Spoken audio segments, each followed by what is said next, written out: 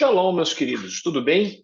Nós estamos de volta agora com a nossa lição de Levítico na Parashat Emor.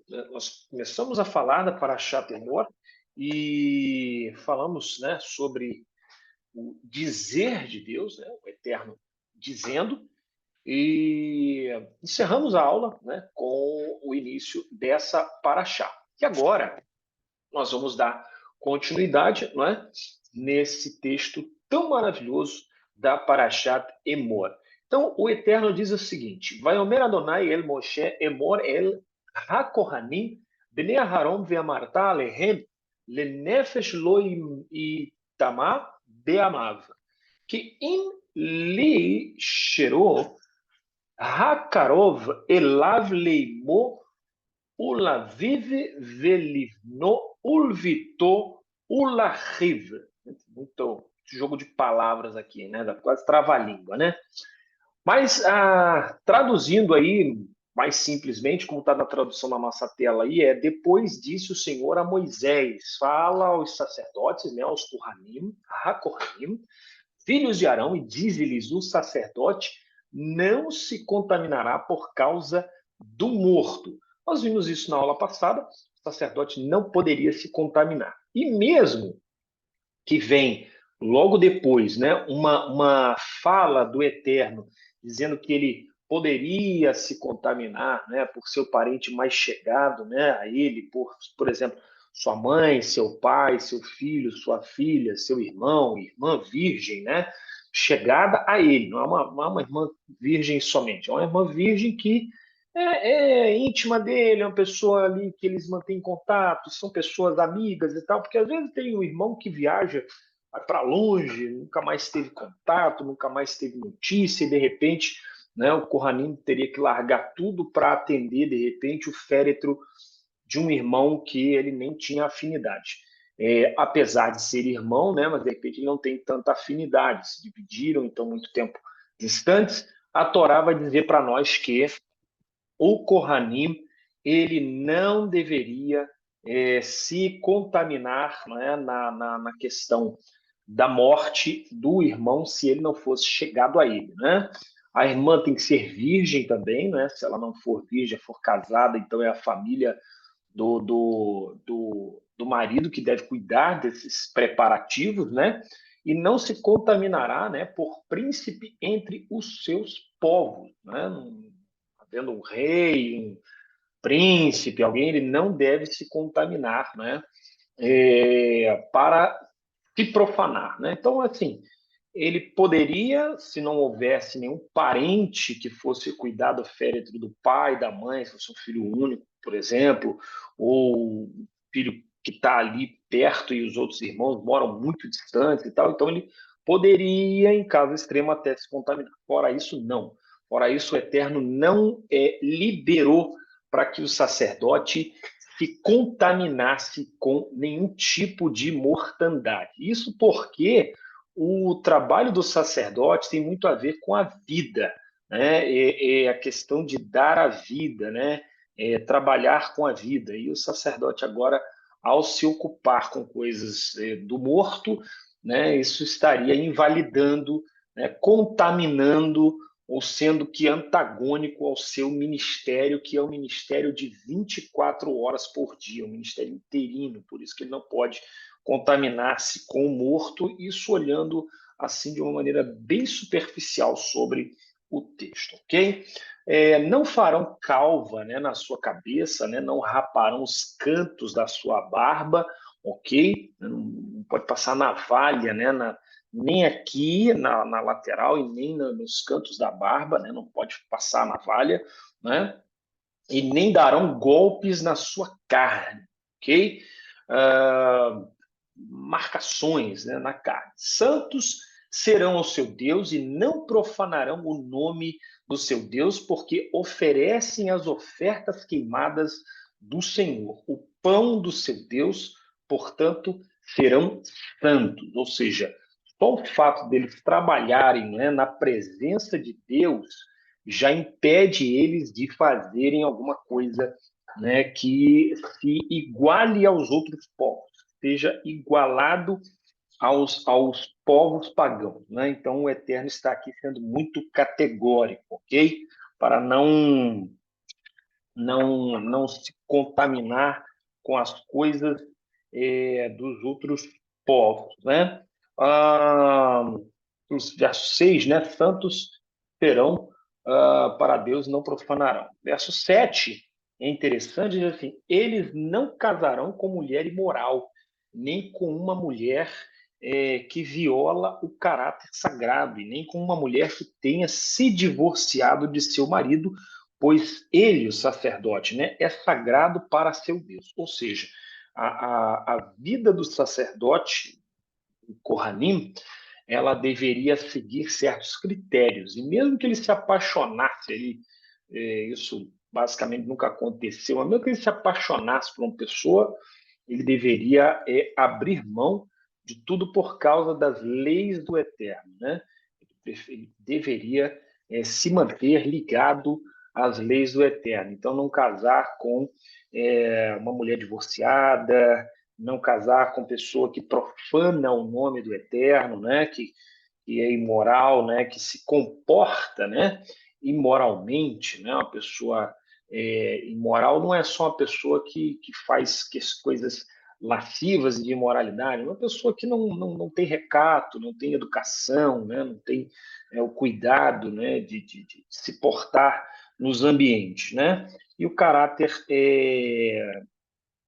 sagrado, né? E nenhuma mulher que tenha se divorciado, pois ele é sagrado para seu Deus, ou seja, ele é separado para Deus, então ele tem também que ter uma pessoa ao lado dele que não tenha nenhum tipo de mancha, nenhum tipo de rastro, né? Nenhum tipo de mácula que venha atrapalhar, né, o ministério dele, né? Que não venha ninguém falar alguma coisa por detrás, né? Para que o nome do Eterno não se envolva também nessas coisas, ok? No verso 8, você deve santificá-lo uma vez que ele apresenta o pão a seu Deus. Ele deve ser tratado como uma pessoa sagrada, uma vez que eu sou Deus que os santifico. Ou seja, eles devem se portar de uma maneira sagrada, né? Não devem se portar de uma maneira que seja como os demais, né? Ele deve trazer um comportamento que condiga com a de um homem religioso, na verdade, recatado, sério, né? No que é sério não é ficar de cara feia, né? E tal, até porque nós sabemos que a maioria dos grandes homens de Deus eram pessoas sorridentes, brincalhonas, né? E etc. Mas ele deve ser sério nos tratos, né? E também com as coisas de Deus. Deve permitir que haja uma profanação das coisas de Deus, ok? Se a filha do sacerdote se impurifica cometendo adultério, aí ele diz aqui, né? Ali no texto está se prostituir, né? Profana seu pai, né? E com fogo ela será queimada, que é muito sério, né? Ela profanou a posição sagrada de seu pai, ela profanou e degradou a honra dele, pois as pessoas irão dizer a seu respeito: maldito é aquele que gerou, né? O maldito é aquele que a criou. Vamos falar, né? Não soube criar bem, né? Não soube cuidar bem, e aí a menina agora, né, acabou cometendo aí esse ato de torpeza, né? Aqui ainda ele diz assim: impurifica cometendo adultério, né? O Urashi fala uma coisa muito interessante. Que terrel, né? A palavra terrel aqui provém da palavra hilul, que é profanação, e não da palavra hathalá, que quer dizer início, né? Assim, a frase do versículo significa quando ela se profana, né? Tithalel, através de uma união proibida, né? União proibida aqui é, no caso, uma jovem, né? Não poderia, jovem descendente de sacerdote, não poderia casar-se com um goi, né? Um gentio, uma pessoa que não trouxesse, né, o nome de Israel sobre si. Então, ela acabou tendo uma relação proibida, né? Uma fornicação, né? Ela teve sexo antes do casamento, ou então ela adulterou realmente, né? Profanou ali E isso ficou notório, né, à vista de todo Israel. Então, ela se profana, né, se halel, através de uma união proibida, pois mantinha um vínculo com um homem com quem era noiva ou esposa e cometeu um adultério. Ou seja, ela tinha um vínculo com uma pessoa, mas ela agora acabou se envolvendo com outra pessoa, e aí isso profana, né, completamente diante de Deus o seu caráter, né? E isso é muito sério, isso é muito pesado. Nossos mestres discutem em relação ao qual nível de união estável este versículo se refere. Assim como o casamento, o noivado praticado na antiguidade também é considerado, de certa forma, uma união estável, ou seja, uma união sagrada, uma união de casamento. Tanto é que em algumas comunidades o noivado só era dissolvido através do divórcio. Então, quando a pessoa chegava a noivar, queria dizer que ela já estava casada, né? Já estava apalavrada, casada com aquela pessoa. Então, eles já eram casados, ok? Todos concordam, porém, que a Torá aqui não está se referindo a uma mulher solteira, né? Não está falando de uma mulher solteira, está falando de uma mulher casada, tá?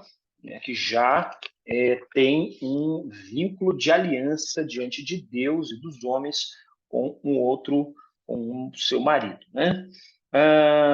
Então, aí diz aqui, o sumo sacerdote que está elevado entre seus irmãos, sobre cuja cabeça o óleo da unção foi derramado e foi consagrado para usar as vestes, ele não andará com seu cabelo sem cortar e não permitirá que suas vestes sejam rasgadas, né? Ele não deixará o seu cabelo crescer, né? Sem ser cortado como um sinal de luto, ou seja, quando o sacerdote perder um parente, alguma coisa, ele não vai cumprir, né, aqueles rituais do luto que geralmente a gente cumpre, né? Deixa o cabelo crescer desordenado por um certo período de tempo, não faz o asseio, né, da barba, assim, aparar ou pentear, alguma coisa assim. Fica com aquele ar de tristeza, né, para demonstrar que está de luto mesmo, né? E rasga o canto da roupa, né, a lapela do terno, o canto da roupa, para mostrar que está de luto, ok? Bom, o que considera deixar o cabelo sem cortar? Né? Ele pergunta. Quando isso ocorre por mais de 30 dias, é o Sanhedrin, ou seja, o que é considerado cabelo sem cortar? Quando a pessoa fica sem cortar o cabelo por mais de 30 dias, entendeu? Cortou lá e ficou, né, os 30 dias. Por que 30 dias?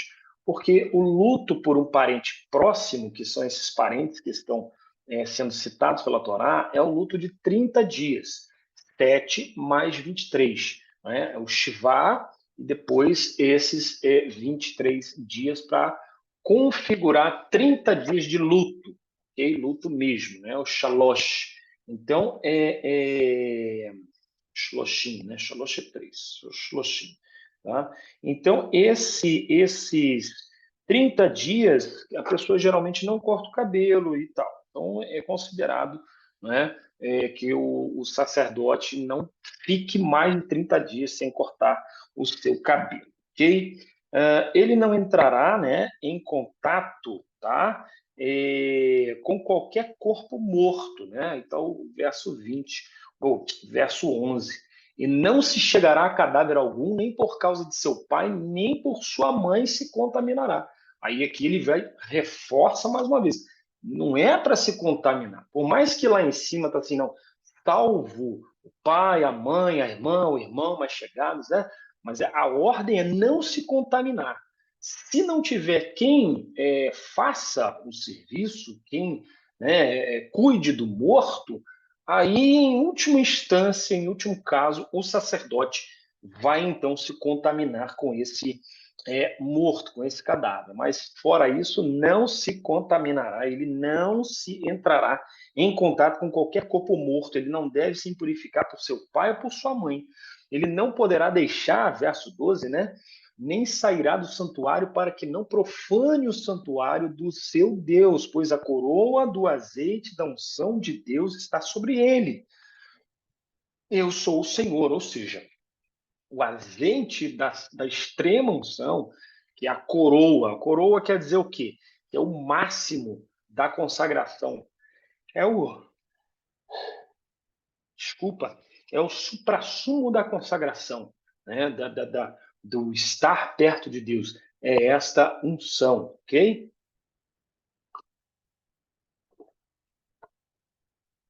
Então, ele não se contaminará com o morto, pois a coroa da unção, a unção do Eterno está sobre a cabeça dele, e ele não deve fazer isso, tá certo?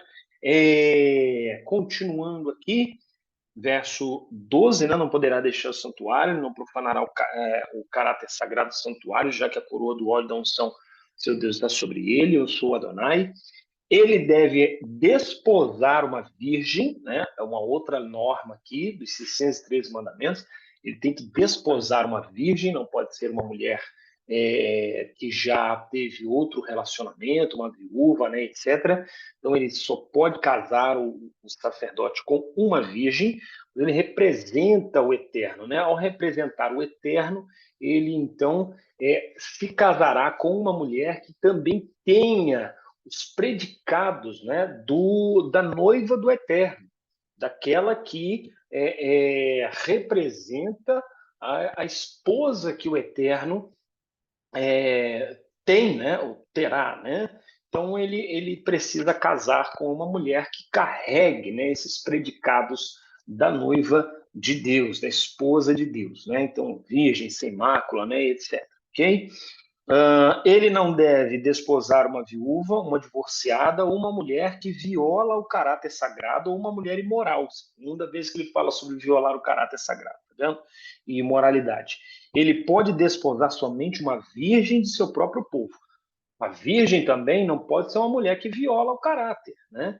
A virgem também não pode ser uma mulher que né, tá a revelia aí. Não. Ser uma virgem, obviamente, que tem o recato e mantém a moralidade. Ele não profanará o caráter sagrado de seus filhos, dentro do seu povo, porque eu sou o Eterno quem o santifica. Então, é o Eterno que santifica a ele, né? Verso de número 15 já, né? Subir aqui. Falou mais o Senhor a Moisés, dizendo, e ele continua aqui, mais o Eterno a Moisés, dizendo, verso 17, falarão, olha que interessante, né? Falarão dizendo, ninguém da tua semente nas suas gerações, em quem houver alguma falta, se chegará a oferecer o pão do seu Deus. Ou seja, trabalhar, né, nos sacrifícios. Ninguém vai que tenha deficiência, que tenha falta, né? Pois qualquer homem que tenha um defeito não deve se aproximar. Olha que interessante. Isso aqui fala que na presença do Eterno não pode haver nenhum tipo de defeito, né? Isso é muito sério, né? Apesar daqui ser uma coisa literal, física, hoje muito mais espiritual, o Eterno exige que se tenha, se esteja íntegro, né, para apresentar-se diante dele, ok? Então ele diz: qualquer homem cego, coxo, que tem o nariz achatado, ou seja, que quebrou o nariz e ficou ali aquela deformidade, né, no nariz, né? Ele diz aqui, nariz achatado, significa que seu nariz está afundado entre os dois olhos, como se houvesse uma sombra entre os seus olhos, né? Então, é uma deformidade mesmo. Então, ninguém tem o nariz achatado, né? Ou um membro disforme, né? Ele diz aqui, membro disforme significa um de seus órgãos é maior do que o outro, né? Como, por exemplo, um dos olhos é grande e o outro é menor, uma das coxas é maior do que a outra. Alguma coisa que indique, né, que aquela pessoa tem uma deformidade. Isso hoje, nessa época de politicamente correto, inclusões, né, parece ser uma coisa feia de se falar, mas essa é a norma do Eterno. Por quê? Porque o serviço no tabernáculo, no templo, na presença de Deus, ele reflete a perfeição do Eterno e de sua criação.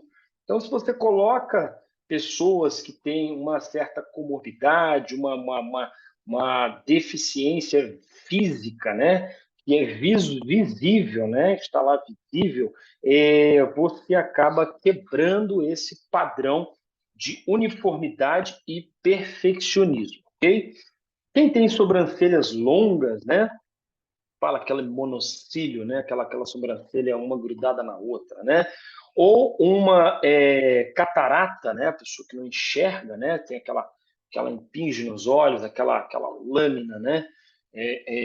Aquela membrana nos olhos, né? Quem tem uma mancha no olho, quem tem um forte eczema ou impingem, ou quem tem hérnia, né? Ou o testículo esmagado, era muito comum, né? As crianças brincavam no chão e às vezes alguém pisar em cima de um neném, um animal, às vezes está indo numa viagem, caiu do carrinho, o animal passou por cima, alguma coisa, e aí esmagou ali a genitália, o testículo ficou machucado e a pessoa não pode gerar filhos, tá? Testículo esmagado é justamente a ideia de uma pessoa que se machucou e por ela se machucar, a gente vê que ela agora não pode gerar filhos. Então, essa pessoa que não gera por algum tipo de impacto, machucado ou coisa, ele não pode também servir.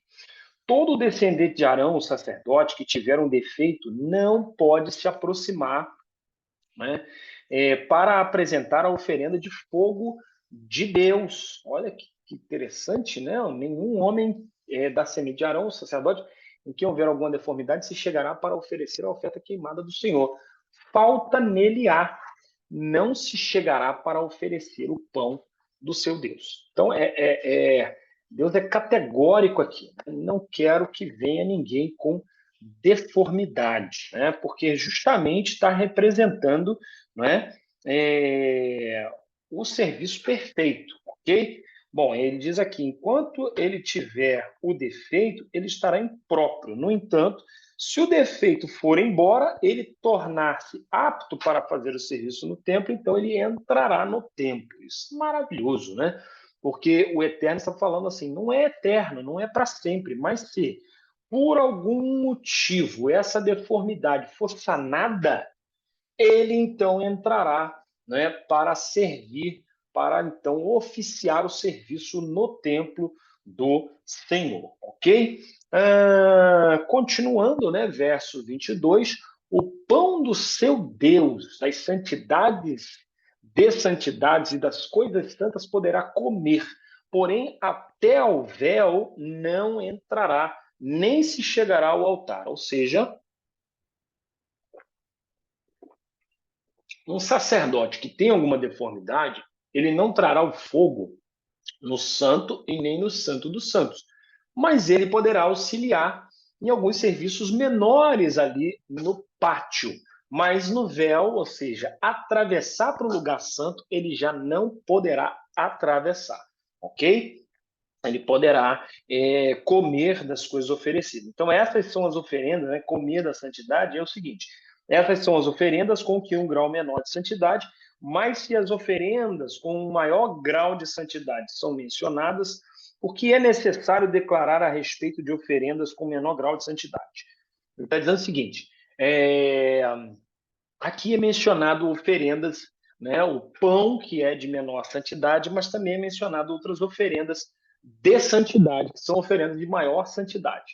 Então, se ele só pode comer, segundo o costume, só as oferendas de menor santidade, por que está mencionado ainda no verso 22 as oferendas de grande santidade? Né? A resposta é que, se não houvesse sido dito poder-se-ia ter concluído, um sacerdote com defeito pode comer das oferendas com maior grau de santidade, já que em relação a estas foi autorizado o seu consumo, até mesmo por um não sacerdote, uma vez que Moisés, que não era sacerdote, comeu da carne das oferendas da inauguração do tabernáculo. Ou seja, está dizendo que elas são mencionadas para mostrar que elas não podem ser comidas, ok?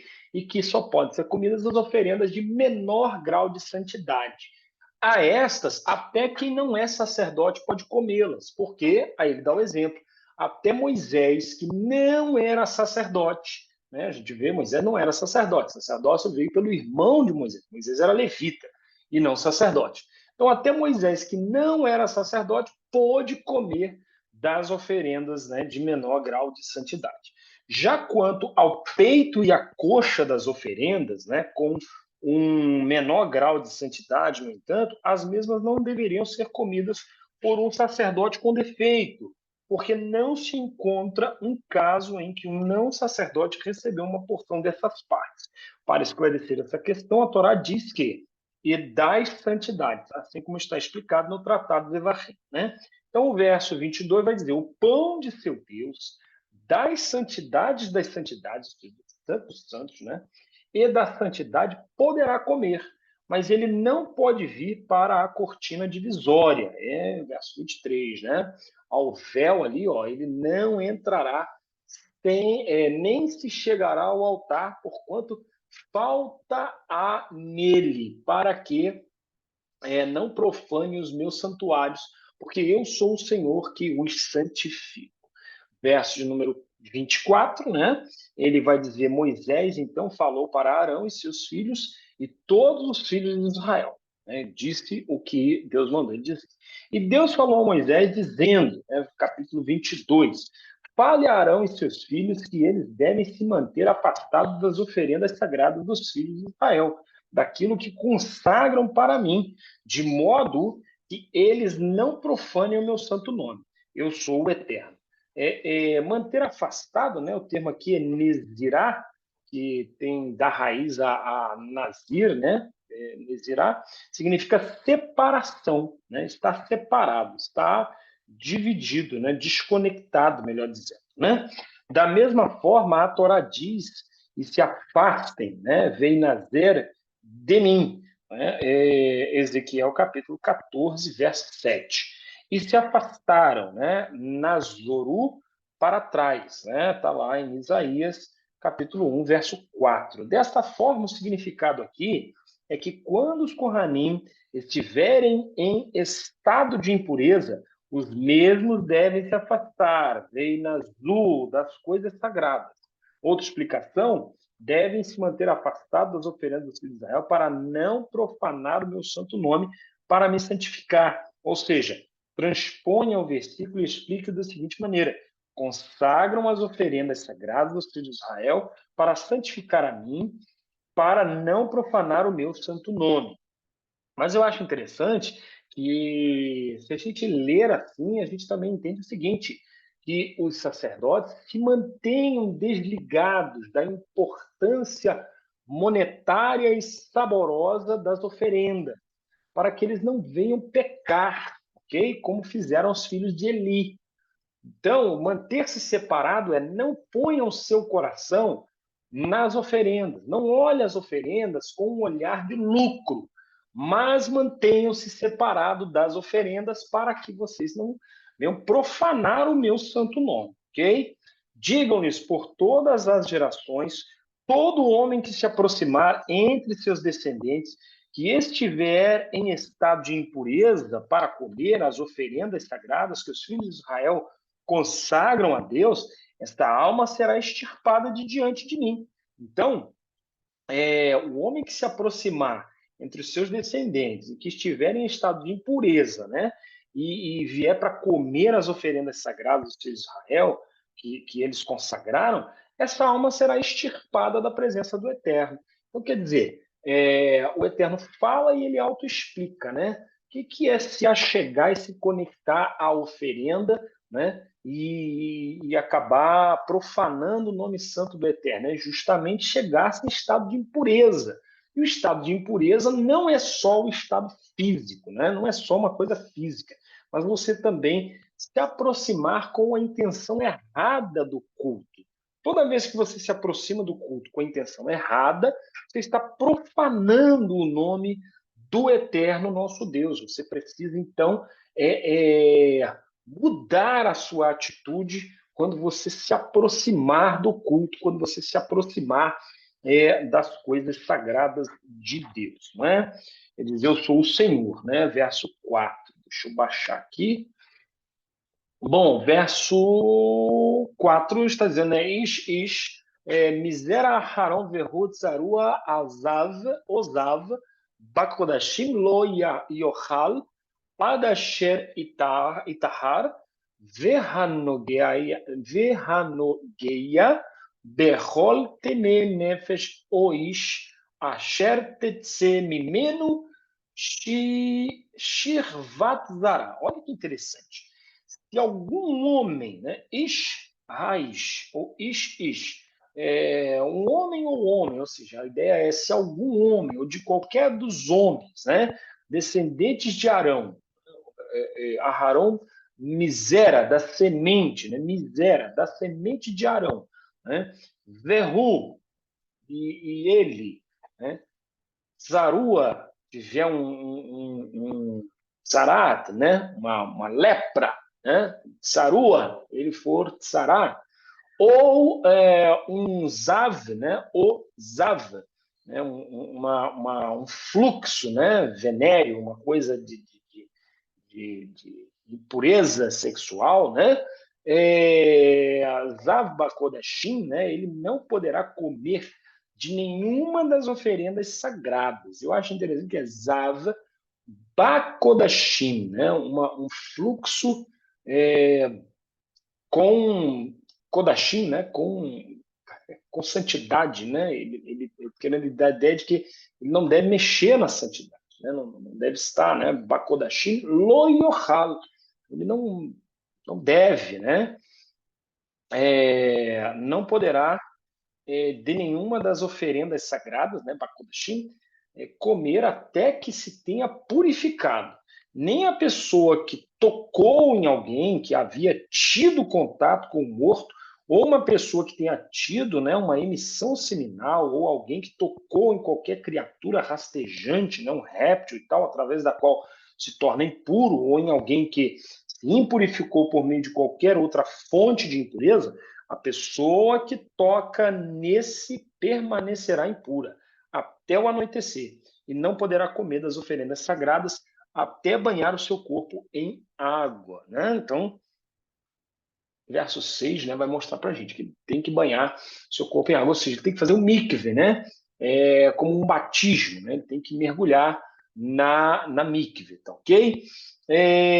Verso número 7, quando o sol se pôr, ele tornar-se-á, essa pessoa, né, ela tornar-se-á pura e poderá comer sua porção sagrada das oferendas sagradas, ok? Então, ele vem ao entardecer, antes do dia acabar praticamente, mergulha, né, e entra o dia seguinte, né, já purificado. Ele já é um novo homem e um novo dia, né? O dia passou, ele é um novo homem e tem um novo dia.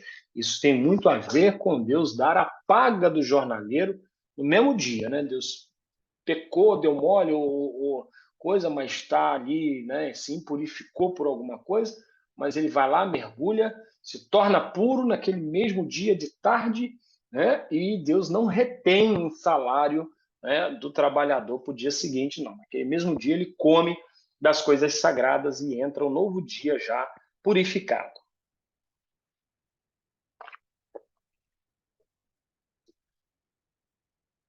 Bom, ele não comerá a carcaça que tenha morrido por si ou tenha sido dilacerada, né? O animal veio e mordeu e dilacerou, levou um pedaço, deixou uma carcaça lá.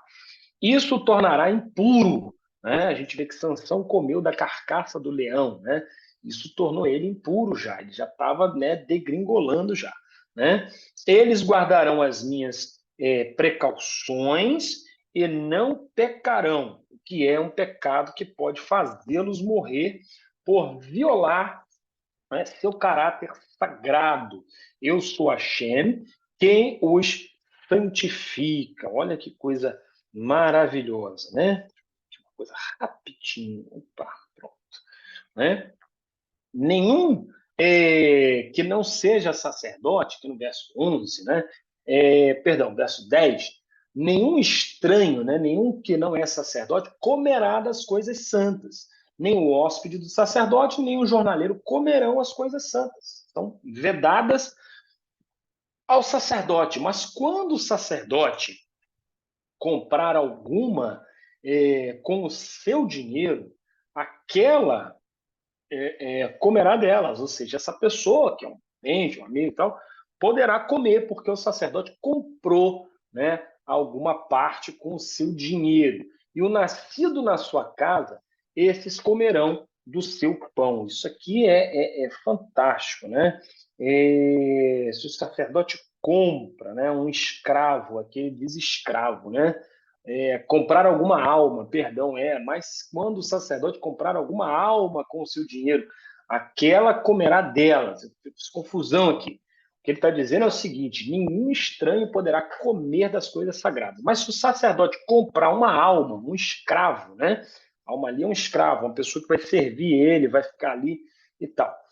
Se ele comprar um escravo, então esse escravo poderá comer das coisas sagradas, porque automaticamente o dinheiro, né, ele transfere a possessão, né? Esse entendimento, né, de que você dá o dinheiro e o outro te dá a mercadoria, faz com que a mercadoria perca todo o poder, toda a influência daquela pessoa e passa a ser seu, pois você o remiu através do dinheiro. Assim como nós fomos comprados, né? O Eterno deu alguma coisa e nos comprou, e nós somos remidos, ok?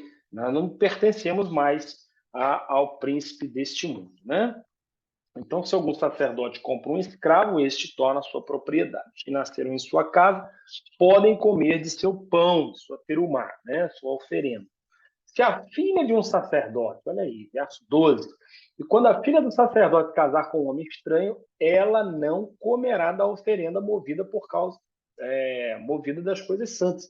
É óbvio, né? É lógico, porque ela perde o status familiar de levita, né, e sacerdote, e passa agora a ter o status familiar do seu esposo, a não ser que o esposo seja sacerdote. Aí sim, ok? Aí ela mantém o seu status, tá bom? Verso 13, né? Quando a filha sacerdote, se a filha do sacerdote enviúva ou se divorcia e não teve filhos, ela voltará à casa de seu pai, como quando era uma moça, e ela pode comer da terumá de seu pai, né, da oferenda de seu pai. Nenhum não sacerdote pode comer dela. Nenhum não sacerdote pode comer dessa oferenda, né?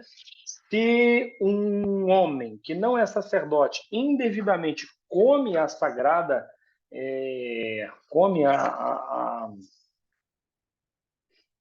indevidamente come a sagrada, né, a comida sagrada, né?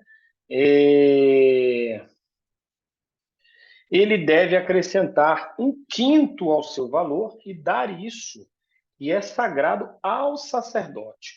Os sacerdotes não devem violar a santidade da sagrada, né, da oferenda sagrada, que os filhos de Israel dão como dádivas elevadas em nome de Deus, trazendo culpa e pecado para si quando os não sacerdotes comem sua sagrada, pois eu sou o Hashem, quem santifica essas oferendas. Ou seja, o que ele está querendo dizer é o seguinte: que se alguém come, né, dessas oferendas sagradas, né,